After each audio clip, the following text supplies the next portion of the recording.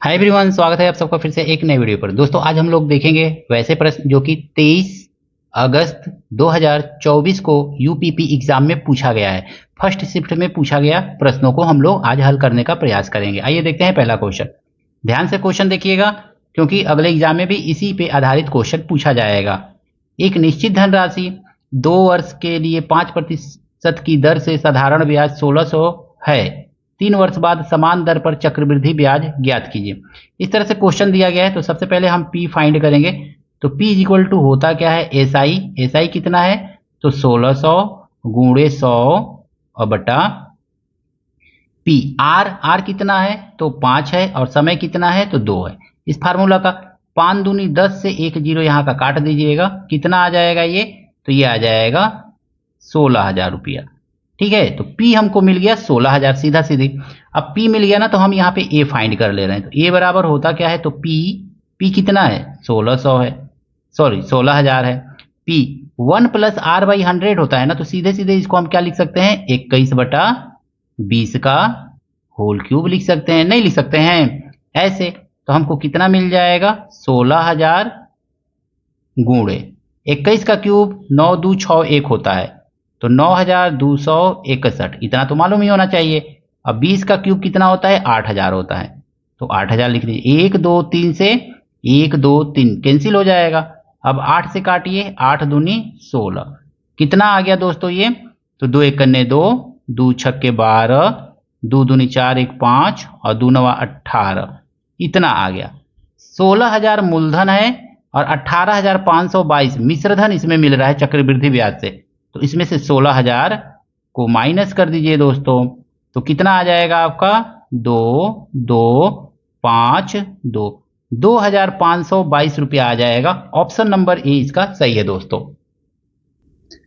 अगला क्वेश्चन दिया गया था 12/2/2022 से 11/2/2023 तक 15% प्रति वर्ष की दर से 73,000 पर साधारण ब्याज है। यहां से यहां तक एक वर्ष का समय है। सीधा सीधी देखेंगे तो हम देखेंगे तो 15% कह रहा है ना, साधारण ब्याज पूछ रहा है। तो S I is equal to क्या हो जाएगा, S I is equal to P कितना दिया हुआ है पर 73,000 पर मूलधन गुणे दर कितना है 15% है और समय कितना है तो एक वर्ष का है और बटा 100। ऐसे कर लीजिए, 1020 से 1020 कैंसिल हो जाएगा, मल्टीप्लाई कर लीजिए। 1500 15 तिया 45 4 15 छक्के 90 15 सत्ते 105 और 4 109, तो 10,950 रुपया साधारण ब्याज मिलेगा उसको। ऑप्शन नंबर ए दोस्तों सही है इसका। तीसरा क्वेश्चन दिया गया है 4,075 अंकित और 15% छूट है, ये छूट लिख दिया गया पर जूते की एक जोड़ी की कितनी छूट है, कितनी छूट पूछ रहा है ना। तो 4,075 पर सीधा सीधा 15% का छूट कह रहा है तो 15% मतलब 15/100 लिख लीजिए, यही तो छूट मिल जाएगा आपको। अब देखेंगे यहाँ पे ना तो हम क्या करेंगे, इसको मल्टीप्लाई कर लीजिए।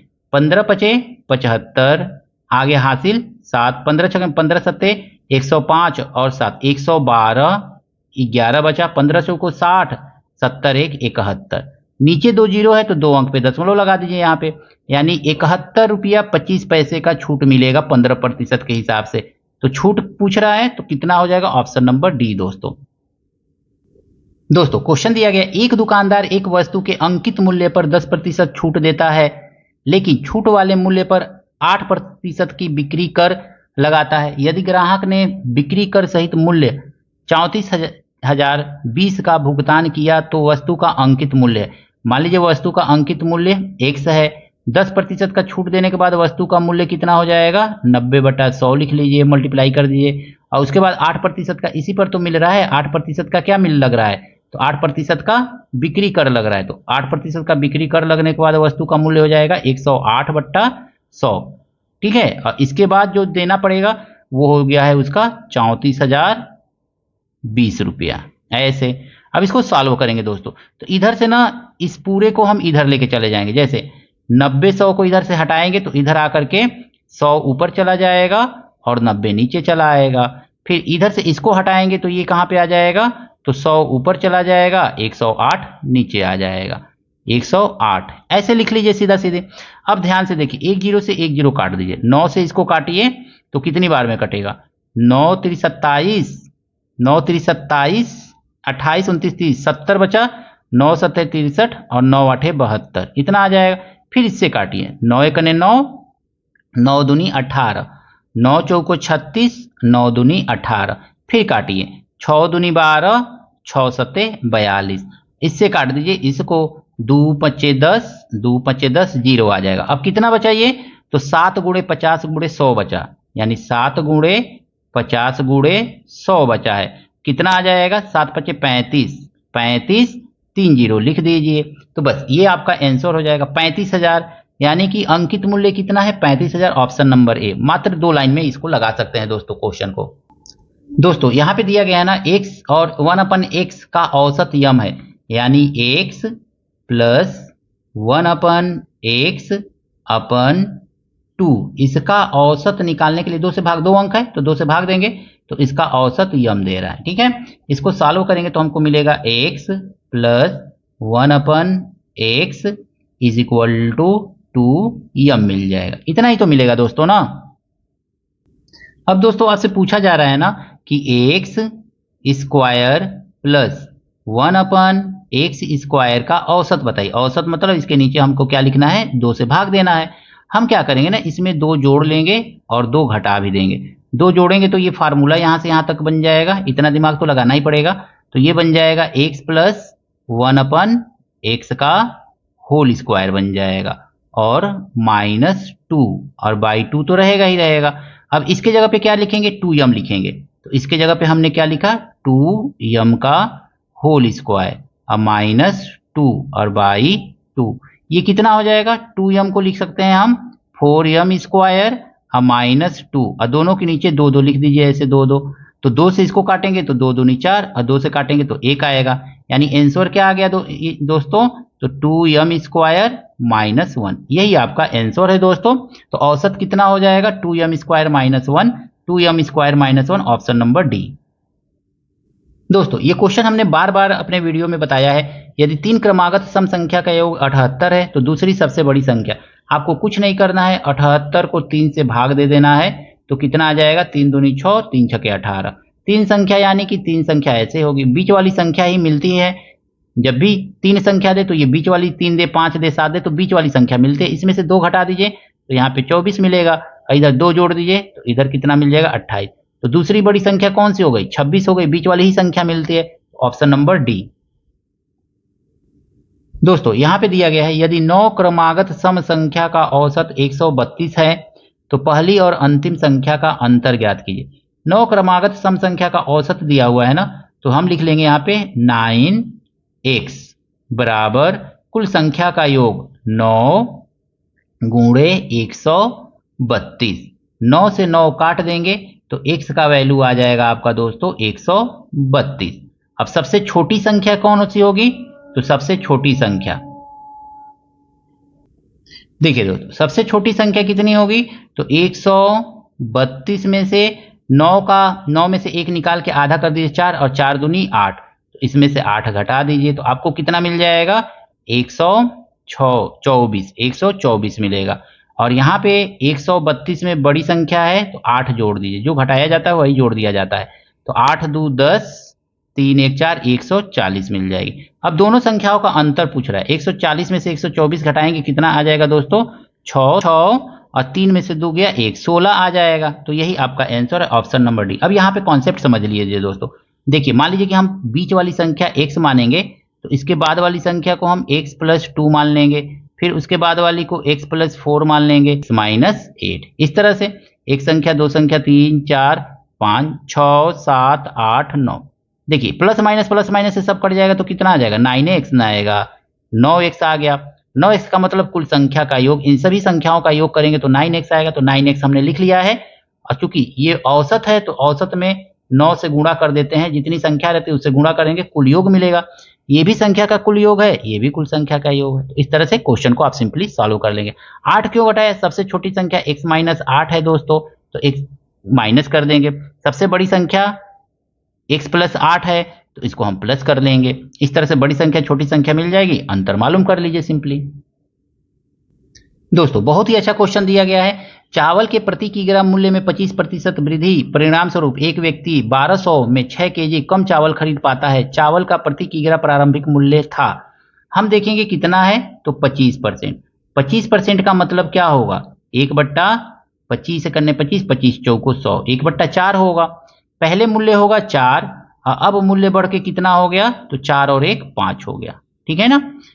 पहले 4 में कुछ खरीदता था, लेकिन अब दाम बढ़ के 5 हो गया, तो 5 में वही सामान कितना मिल रहा है, 6 केजी कम मिल रहा है। यानी इन दोनों के बीच का अंतर कितना है, 1 यूनिट। तो 1 यूनिट बराबर दे रहा है 6 केजी का अंतर दे रहा है। तो हम देखेंगे पहले कितना खरीदता था, तो 1 यूनिट बराबर 6, तो पहले 4 यूनिट बराबर हम लिखेंगे 24, यही तो खरीदता होगा, 24 केजी खरीदता होगा। तो 24 केजी पहले खरीदता होगा, अब कितना खरीद रहा है, 6 पचे 30, 30 केजी खरीद रहा है, तभी तो अंतर 6 केजी का आ रहा है।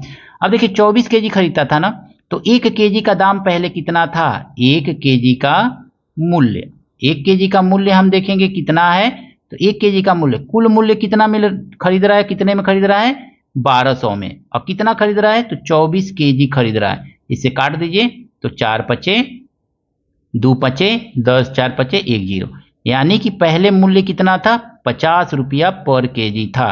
तो 50 रुपया, ऑप्शन नंबर डी दोस्तों इसका सही है।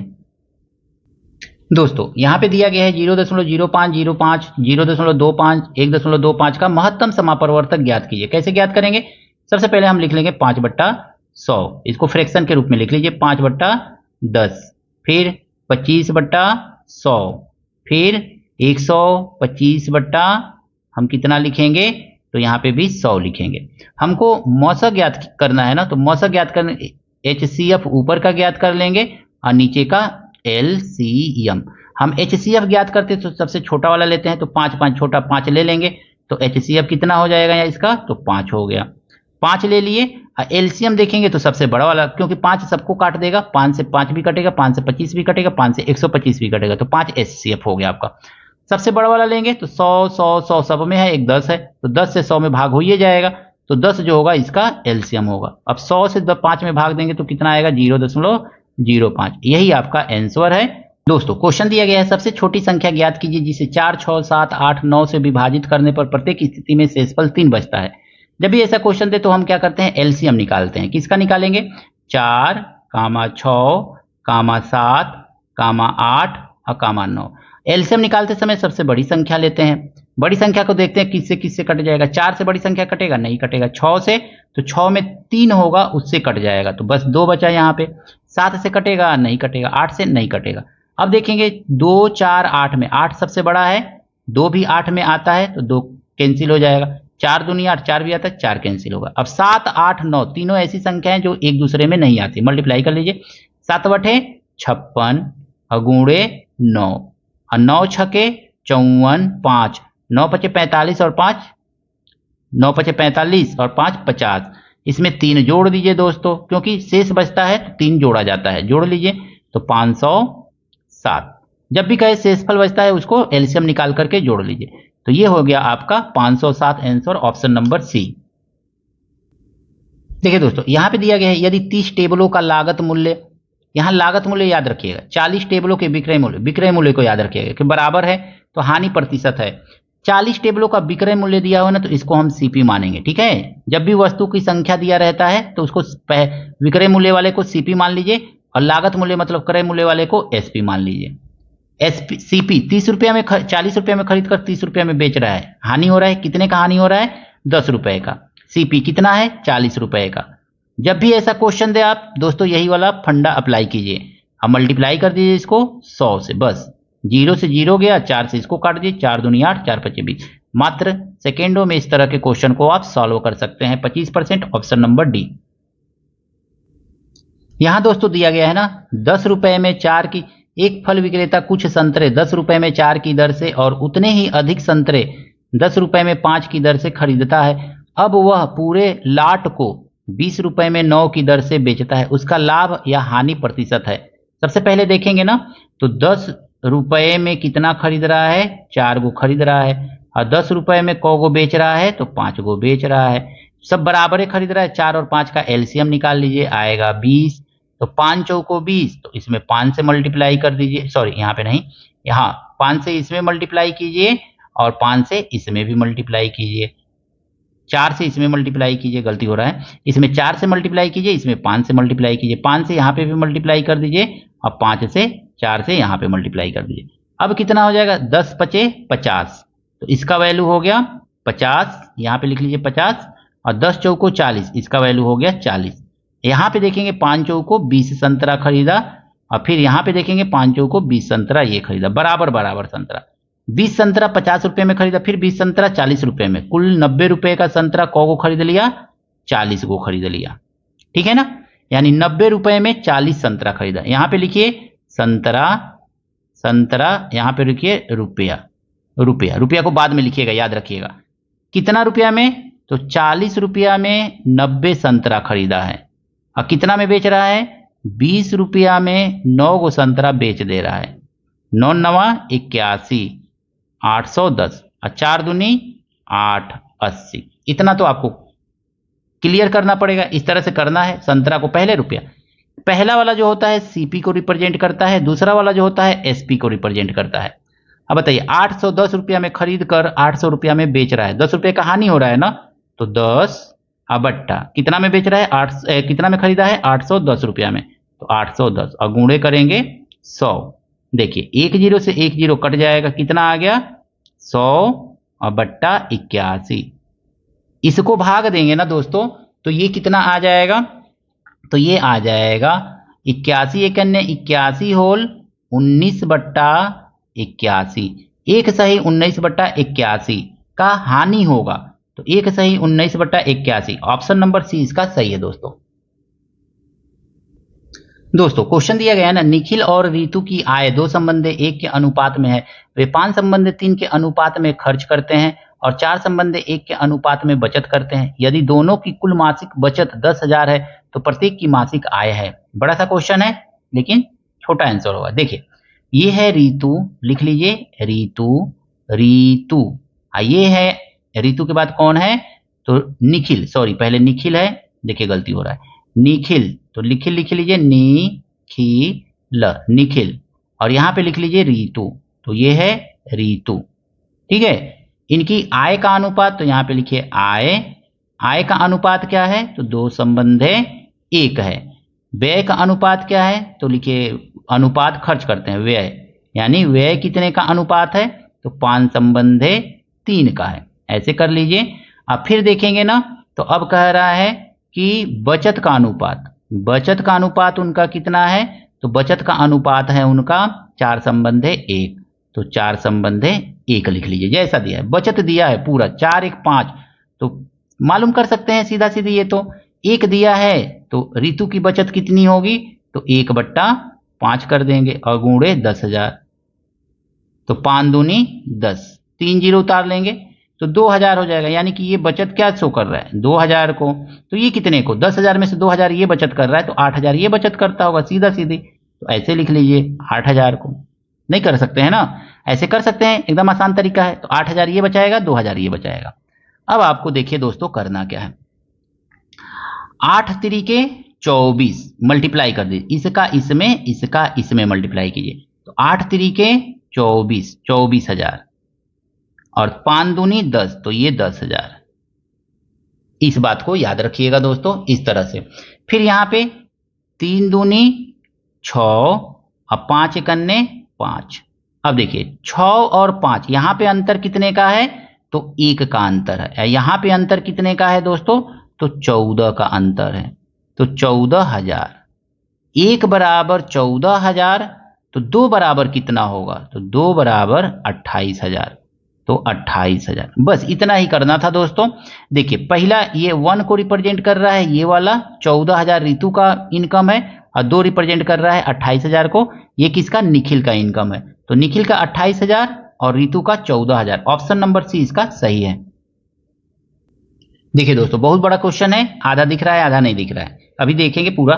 एक परीक्षा में एक छात्र को अधिकतम अंक का 20% प्राप्त, मान लीजिए अधिकतम अंक हो जो होगा ना वो 100 होगा, 100 का 20% मतलब 20/100, प्राप्त हुआ, लेकिन वह 5 अंकों से 5 अंक बेचारे को मिल गया रहता तो पास हो गया रहता ना।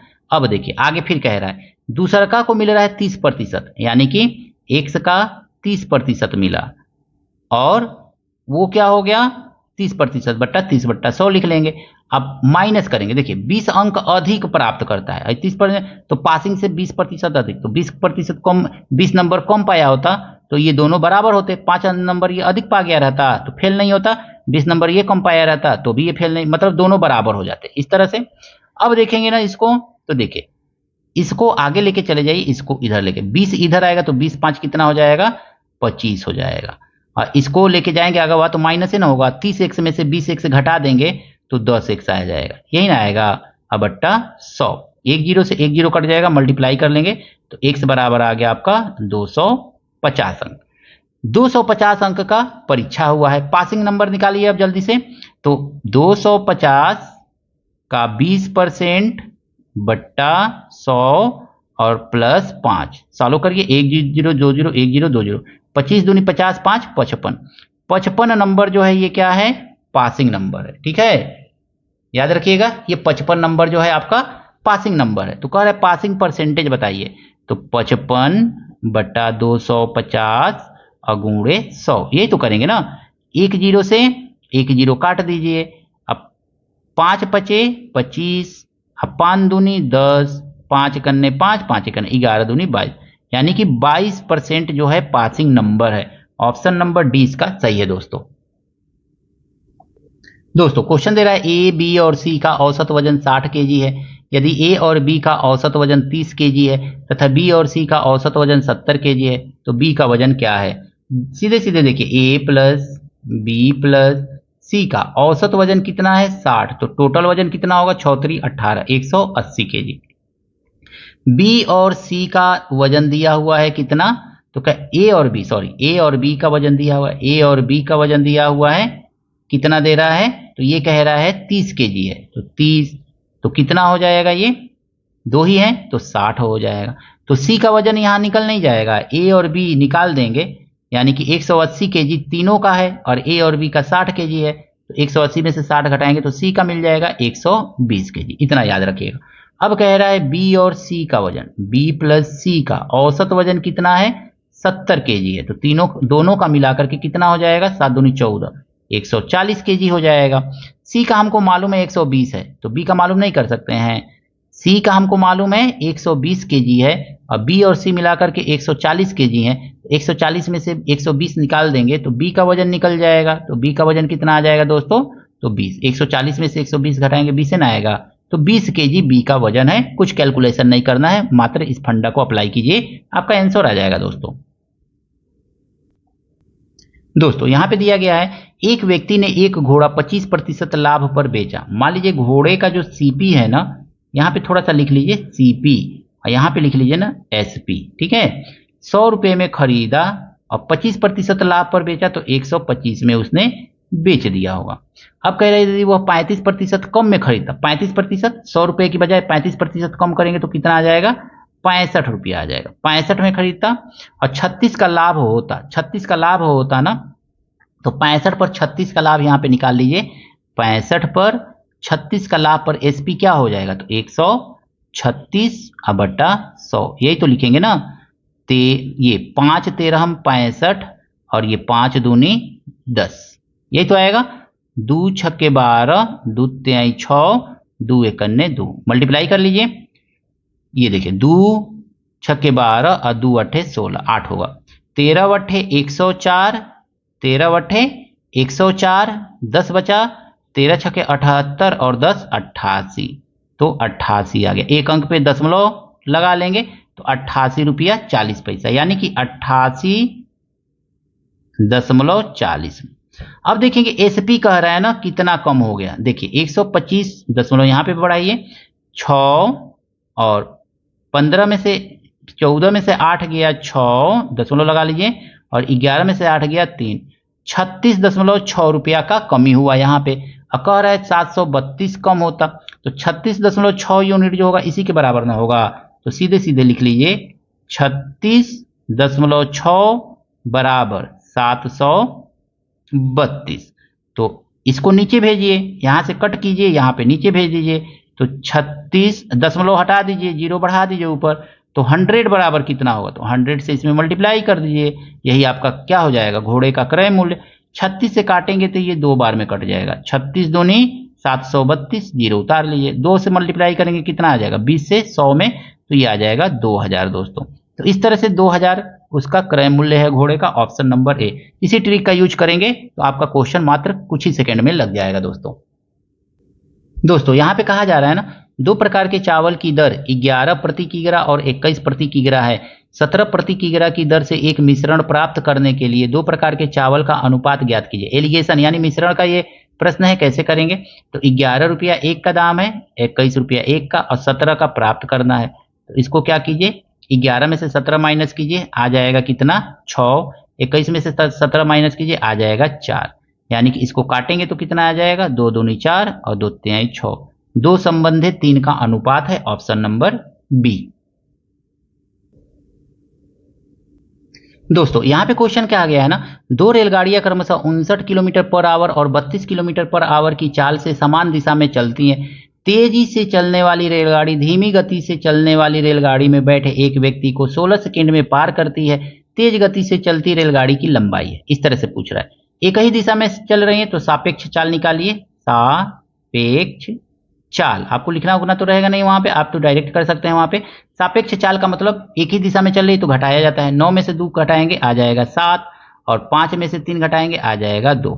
ये आ गया किलोमीटर पर आवर में। इसको मीटर पर सेकंड में कन्वर्ट कर लीजिए, तो 27 मल्टीप्लाई 5/18 कर लेंगे, 9 3 27, 9 3 27 और 9 दूनी 18, 5 तिहाई 15, ये कितना आ गया 15/2 मीटर पर सेकेंड। अब कह रहा है सेकेंड में पार करते, तेज गति से चलती रेलगाड़ी की लंबाई है, तो सापेक्ष चाल मिल गया। अब कितने समय में, तो लंबाई पूछ रहा है ना, यानी दूरी, तो लंबाई पूछ रहा है तो लंबाई लिखिए, लंबाई मतलब दूरी, दूरी बराबर क्या होता है, चाल गुणे समय। चाल कितना है, तो 15/2, सापेक्ष चाल 15/2, और समय कितना लग रहा है 16, 2 से काट दीजिए, 2 8 16, 15 8 120, 120 मीटर, यानी कि तेजी से चलने वाली रेलगाड़ी की लंबाई कितनी है, 120 मीटर है, ऑप्शन नंबर ए दोस्तों यहां पे कहा गया है ना, 67 मीटर लंबी ट्रेन 10 सेकेंड में 33 मीटर लंबी सुरंग को पार करती है। ट्रेन द्वारा 65 मीटर लंबे प्लेटफार्म पर खड़े एक व्यक्ति को पार करने में लगने वाला समय ज्ञात कीजिए। सबसे पहले देखेंगे ट्रेन की चाल हम मालूम करेंगे, तो ट्रेन की चाल कितनी होगी, तो चाल बराबर दूरी, देखिए 67 मीटर लंबी ट्रेन है और 33 मीटर लंबी सुरंग को पार कर रही है, तो दोनों का डिस्टेंस हम जोड़ लेंगे तो 100 आ जाएगा, 67 और 33 100, तो चाल बराबर दूरी अब बट्टा समय कितना लग रहा है 10 सेकेंड का, बराबर चाल कितना आ गया 10 मीटर पर सेकेंड। अब देखिए 65 मीटर लंबे प्लेटफार्म से हमको कुछ नहीं लेना देना है, ये एक खड़े व्यक्ति को पार करती है, तो एक व्यक्ति को पार करने में कितना चलना पड़ेगा, तो उसको ट्रेन को अपनी लंबाई के जितना ही चलना पड़ेगा, ठीक है ना। यहाँ पे प्लेटफार्म की लंबाई बस आपको भुलियाने के लिए दिया है, तो ट्रेन की लंबाई बराबर क्या हो जाएगा, दूरी, समय पूछ रहा है ना, तो समय कितना समय लगेगा, तो समय बराबर हो जाएगा, ट्रेन की लंबाई कितनी है, तो 67 मीटर है, और समय कितना, समय बराबर दूरी बट्टा चाल, ट्रेन की चाल कितनी है, तो 10 है, काटेंगे तो कितना आ जाएगा 6.7 आएगा, तो 6.7 सेकेंड का समय लगेगा, ऑप्शन नंबर सी दोस्तों क्वेश्चन थोड़ा बड़ा है इसलिए ऑप्शन नहीं दिख रहा है, अभी क्वेश्चन पढ़ के हम ऊपर करेंगे तो ऑप्शन दिखने लगेगा। भारतीय रेलवे ने एक निश्चित काम को 150 दिनों में पूरा करने के लिए 200 श्रमिक नियुक्त किया। यदि 50 दिनों में केवल 1/4 काम किया गया तो पूरे काम को समय पर पूरा करने के लिए नियुक्त किए जाने वाले अतिरिक्त श्रमिकों की संख्या क्या है। बहुत ही अच्छा क्वेश्चन है, एकदम सिंपल तरीके से देखिए 200 श्रमिक नियुक्त किया 50 दिनों में, तो हम लिखेंगे यहाँ पे 50 दिनों में कितने श्रमिकों ने काम किया, 50 दिन तक 200 श्रमिक काम किए, तो कितना काम हुआ, कह रहा है 1/4 काम हुआ, तो 1/4 काम हुआ। कह रहा है कि शेष दिन कितना बचा, 150 दिन में से 50 दिन खत्म हो गया तो 100 दिन न बचेगा। अब कह रहा है कि कितने श्रमिक और 200 हैं, और 200 के साथ कितने श्रमिक और मिला दिए जाएं तो शेष काम पूरा हो जाए। शेष काम कितना बचेगा, 1/4 हो गया, तो 3/4 आपका काम अभी शेष बचा हुआ है। चलिए इतना इक्वेशन हमारा बन गया। ये किस फार्मूला पे हम लगा रहे हैं, m1 d1 t1 बट्टा w1 m2 d2 t2 बट्टा w2। इस तरह के क्वेश्चन हमने किया था सॉल्व। तो देखिए 4 से ये 4 तो पूरा पूरा कैंसिल हो जाएगा, 1 0 2 0 से ये 1 0 2 0 कैंसिल हो जाएगा, तो ये कितना आ गया 100 आ गया। और यहां पे देखेंगे तो 200 प्लस x आएगा, 200 प्लस x आ गया। आइए 3 जाकर के इसमें मल्टीप्लाई हो जाएगा, तो ये हो जाएगा आपका दोस्तों 300। अब 200 को उठा के इधर कर दीजिए तो x बराबर कितना मिल जाएगा, 100 ना मिलेगा। तो इस तरह से x बराबर 100 श्रमिकों को बढ़ाना पड़ेगा, ऑप्शन नंबर सी। देखिए दोस्तों यहाँ पे क्वेश्चन दिया गया ना, 12 पुरुष और 18 महिला एक काम को 10 दिन में कर सकती हैं, 9 पुरुष और 18 महिला उसी काम को 12 दिन में कर सकती हैं। यदि 2 पुरुष और 3 महिला एक साथ उसी काम को करती हैं तो वे कितने दिन में पूरा करेंगे। आइए देखते हैं इस क्वेश्चन को कैसे लगाएंगे। 12 पुरुष हैं, मेल हैं, प्लस 18 फीमेल हैं, 18 फीमेल हैं, कितने दिन में काम को करती हैं, तो मल्टीप्लाई कर लीजिए 10 से, ठीक है, इज इक्वल टू। अब कह रहा है 9 मेल हैं, 9 मेल हैं और कितनी फीमेल है, 18 ठो फीमेल है, 18 महिला है, तो फीमेल यफ लिखिए महिला के लिए। तो अब ये कितने दिन में, तो 12 दिन में। सबसे पहले इस समीकरण को सॉल्व कीजिए दोस्तों। देखिए 2 छक्के 12 और 2 पच्चे 10, 5 12 हम 60 यम आ जाएगा ये, और 18 पच्चे 90, तो ये 90 यफ आ जाएगा, यही तो आएगा ना, बराबर 6 9 54 यम आएगा ये मेल, 18 छक्के 108, तो 108 फीमेल आएगा। अब इसको डायरेक्ट कर लीजिए। देखिए 54 मेल को 60 मेल की तरफ भेजिए तो कितना बचेगा, 60 में से 54 घटा दीजिए तो 6 गो मेल बचेगा, यही तो बचेगा ना। हाँ बराबर 90 को आगे फीमेल की तरफ भेजिए तो 108 में से 90 को घटाएंगे तो 18 गो फीमेल बचेंगे। अब ध्यान से समझिएगा, 6 1 6, एक मेल बराबर कितना आ गया, तो 3 गो फीमेल आ गई।